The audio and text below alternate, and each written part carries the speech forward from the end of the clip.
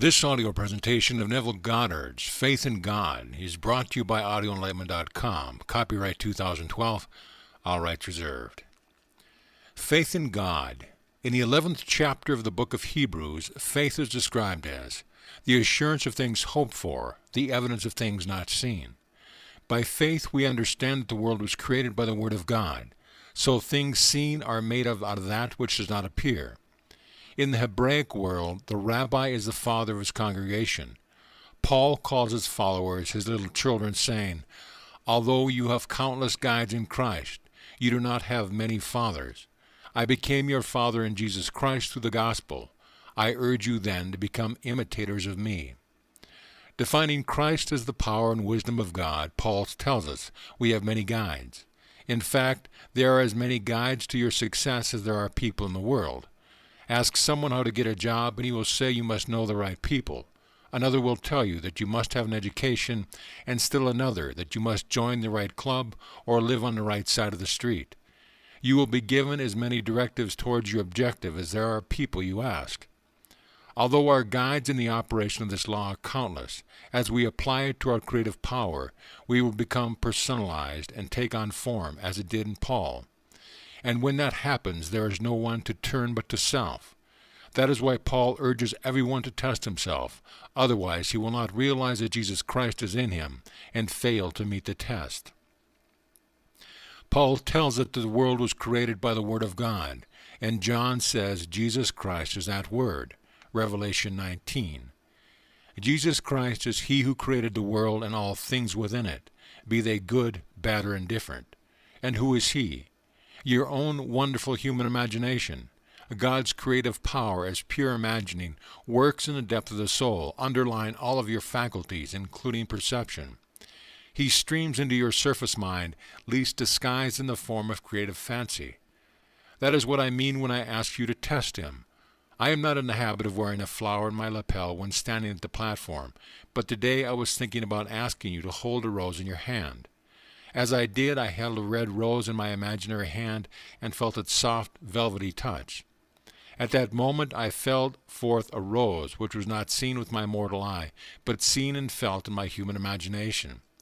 This evening that unseen reality became seen as a lady came with a red rose and asked if I would wear it. God is a protean being. It is he who is playing the part of the lady who gave me the rose I imagined. There never was another Jesus Christ, and there never will be another. He is the creator of the world and all things in it, even a simple thing like a rose. When the lady decided to pick some rose from her garden, she had no idea she was executing a simple experiment on my part. This afternoon I held a rose in my hand, thereby calling a thing that was not seen as though it were seen. And tonight the unseen becomes seen. That's how the world was created by the Word of God, who is the human imagination. Have faith in Jesus Christ, not as some being on the outside, but as your own wonderful human imagination. If anyone says, "Look, there is Christ," or "Here he is," don't believe him, for Jesus Christ is the creative power of the universe, and he is in you as your very thought. Although it does not yet appear what we shall be, we know that when he appears we will know him, for we shall be like him. As your Father in Christ, through the gospel, I urge you to be imitators of me until Christ is formed in you. Then the true meaning of the fatherhood of God will be revealed, and you will know yourself to be the Father. Everyone and every living thing in the world is a part of being played by the one and only Father who is God.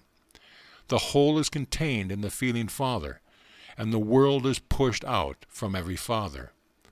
Omnipresent, God is alive in you now, so I ask you to test him. Would you like a better job, greater income, greater recognition? How would you do right now if it were true? Now test God by thinking of a friend. Hear him congratulate you on your good fortune. See his face light up with joy and feel his presence. Do that, and you've performed a magical act, for God has acted, and all things are possible to God. You do not have to devise the means necessary to make your imaginal act come to pass. He who thought of the friend and saw the whole thing will build a bridge of incident, across which will move to the fulfillment of that which has been done. That is Christ. Certainly this lady is not in the habit of bringing me flowers, and I never wear one on this platform, but I couldn't help it when I saw all those lovely roses and heard her say, "I cut these from my garden today. Would you please wear one tonight?" Then she picked out a red one. I had painted that picture vividly in my mind's eye, and she played her part perfectly. So I ask you to try using your imagination in the most simple way. Now let me share an experience of a daughter and her mother. The daughter wrote, saying, "While in the silence I heard the crying of a child. It was not the cry of a baby, but of the ages. It was a sound I knew would arouse man from his deep sleep and set him free to eternal joy. I have seen and heard many things in heavenly spheres, but nothing compares to the cry of this heavenly child." Her experience reminds me of Blake's word when he spoke of the daughters of Belu, saying, "They heard the voice of the child and began to awake from sleep. All things heard the voice of the child and began to awake to life." In the mother's letter she said, "In my dream my daughter called to say she was alone and the baby was due. As I entered her apartment I realized it was not my daughter on the bed, but a friend. Then I realized I was holding a newborn child wrapped in a blanket and knew it was mine. The scene changed and I found myself in a hospital. My daughter appeared, saying I had gotten in touch with my father, Neville. He is coming to see me. Then you and I are standing looking at the child as she smiled, displaying perfectly formed lower teeth. Looking at me you said, 'Have you forgotten that all the children of my family were born with perfectly formed teeth?' Then you turned and walked away. In the Old Testament David cried out, 'Arise, O Lord, and break the teeth of the wicked.'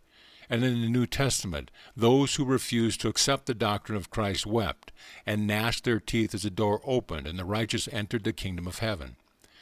Loving the glamour, the praise, the honors of men, man pays no attention to the invitation to enter the kingdom by applying this principle. Instead, he follows countless guides in Christ by feeling he must meet the right people and live on the right side of the tracks in order to succeed. So when the moment comes and those who abide by the gospel of Christ enter the kingdom, those who choose the countless guides will show their remorse and anguish by gnashing their teeth. When Christ is formed in you, I will no longer be your father. I have introduced you to him and fathered you while your faith is childlike. But when Christ is formed in you, you will know yourself to be the Father. In the world you may think yourself wise in the language of God, but if David does not call you Father in the Spirit, you do not know what you are talking about. You will never know that your human imagination is being formed into the likeness of God the Father until it is revealed in you. When your imagination is completely formed, you are born from above to discover the fatherhood of God. You will see the sacrificial cross that God crucified himself on split from top to bottom as you ascend into the kingdom of heaven. And the Holy Spirit will descend upon you in bodily form as a dove. On that day God the Father will abide with you, and all you will feel is love. In the meantime, test Jesus Christ. God's creative power in you is your human imagination. Do you want a better job, more money? Whatever you want, claim it as just as simply as I did that rose. Put on the feeling of possession and wear it as though it were true right now. If it is a better job you want, where would you sit if you had it? How would your mate see you? Sit behind the special desk and let your wife or husband see you there. Live as though it were true and have faith in Jesus Christ, the creative power and wisdom of God. People have personified this power and hung little icons on the wall. They cross themselves before these little things made by human hands. But God is like pure imagining in us. He works in the very depth of our soul, underlying all of our faculties, including perception, and streams into our surface mind less disguised in the form of creative fancy. You can catch God in the act of creating by holding a dozen roses in your arms, smelling them, and feeling their soft, velvety pebbles. As you fill a lovely crystal vase with water and place the roses in it, observe the stems through the crystals. Look closely and you can see the water level in the rays. As you do this, God is streaming into your surface mind, less disguised in the form of creative fancy.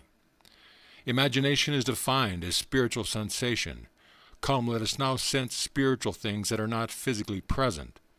Right now, I want you to feel a tennis ball, then a baseball, a volleyball, and a golf ball. They all feel different, do they not? If you can discriminate between these different balls, are they not real? If you can touch a tennis ball and spiritually distinguish it from a baseball, it must exist, even though it is unseen by mortal eyes. So you see, you can behold a thing that is not seen by the mortal, as though it were. And if you do, your faith in Jesus Christ will cause the unseen to become seen. Jesus Christ is contemporary, not some being who lived 2,000 years ago. God himself came and comes into human history in the person of Jesus Christ. As your human imagination, he is your very being. If all things are made by him, you can trace the origin of event to its imaginal act. You have found him. All things were made by the human imagination, and without him was not anything made that was made. If during the day you imagine unloving things, they are going to happen. The world believes that Jesus Christ is another, but the great Hebrew confession of faith tells us, "Hear, O Israel, the Lord of God, the Lord is one." There is only one Creator. It is the human imagination who kills and makes things alive, wounds and heals. Whether you use or misuse your creative power, the same being will bring it to pass. So if you desire lovely things, you must imagine lovely thoughts. Your friends are your own lack of imagination made visible. Like Job, pray for your friends and your own fears will be lifted. In Hebrew, the words for faith are Amen and Emet. In the 3rd chapter of Revelation, God's creative power is called the Amen. These are the words of the Amen, the faithful and true witness. And in the 1st chapter of 2 Corinthians, we are told that all the promises of God find their fulfillment in the Amen. That is why we declare the Amen through him. The God in you and in me is he who made these promises. As a physical man called Neville, I can do nothing, but I can do anything that I imagine. Imagining a thing and thinking it is done is saying amen in the belief that, because I imagined it, it comes to pass. How it will happen I do not know, I only know it will, just as the rose appeared this morning. I ask you to test your creative power every moment of time. Live with absolute faith in Jesus Christ. He is a person because you are a person. As you imagine a state, the creative power of the world will bring it into reality. Claim a glorious future for yourself by making the future the present. Have your friends congratulate you on your good fortune now, and have faith in Jesus Christ, knowing he is your own wonderful human imagination. Now let us go into the silence.